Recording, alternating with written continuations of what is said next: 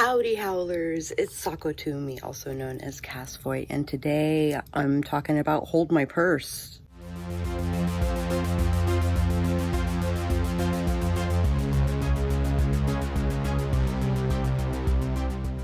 Carrie put up this video about hashtag Hold My Purse and what that meant to her. That inspired me to do something very similar. Basically, hashtag Hold My is inspired by Mama Maggie, who last year released 10 books really 14 books in 12 months. She did it post-stroke, she did it post-illness, post-COVID, and she did not let anything stop her from doing this thing. I have created these goals and broke them down in such a way that I have actionable steps to do like right now. And I'm going to basically explain them out to you. Okay, so I have 6 categories, one of which is hard to plan for the year because I'll get into that like when I get to it. All right, so number 1. Releasing boudoir. So 2021 was spent shooting photography-wise. Like, I was the photographer running around taking horror pinup sets, and I have enough content to make a coffee book. I was encouraged by my publisher to do this book, and I think it might actually come to fruition in 2022. I need to come up with a sketch of the layout so that because I'm a graphic designer, and my graphic designer who is taking care of the layout of this book is not a graphic designer. So I'm gonna kind of like, guide him through the process.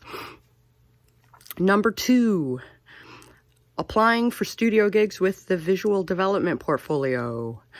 Every Tuesday and every Friday, I have been drawing, if I'm not drawing commissions, which is like Tuesday's primary thing, I am drawing character development sheets. At least that's what I spent doing in 2021. What I'm doing now is that I have all these sheets. I'm going to develop some of the sheets, and I'm going to make them in such a format that I can put them in my portfolio, and I'll have a visual development portfolio to submit to studio gigs, which I can find on Behance's forums. This is for TV and video games.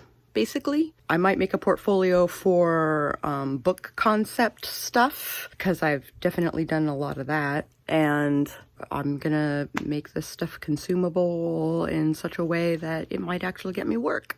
Number 3, work on 3 Sillies Part 2. In 2020, I decided I was gonna actually draw a script that I wrote during Script Frenzy.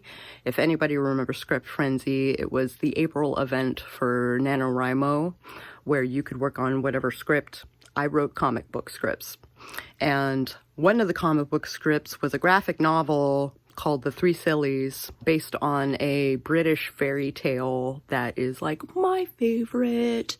It is an excellent story about like how people are idiots. I finished part 1 in 2021. I'm gonna try and finish part 2 in 2022. So I'll probably be working on that on my Twitch channel. Now that I am done doing character development stuff. Number 4, 3 pages of Katarina's and Maya's books. Children's books! Okay, so I have been sitting on 2 projects that I'm doing out of the kindness of my heart because I want to expand my portfolio.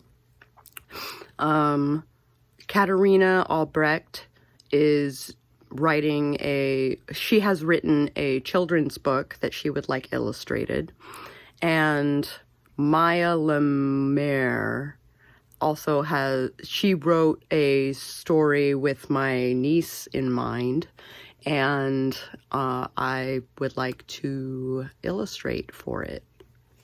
So I'm gonna figure out how to do that, because my concept work is kind of unusable. I've done concept work for both of these books. I don't think they're usable as pages, so I'm gonna use the concept work to make actual pages.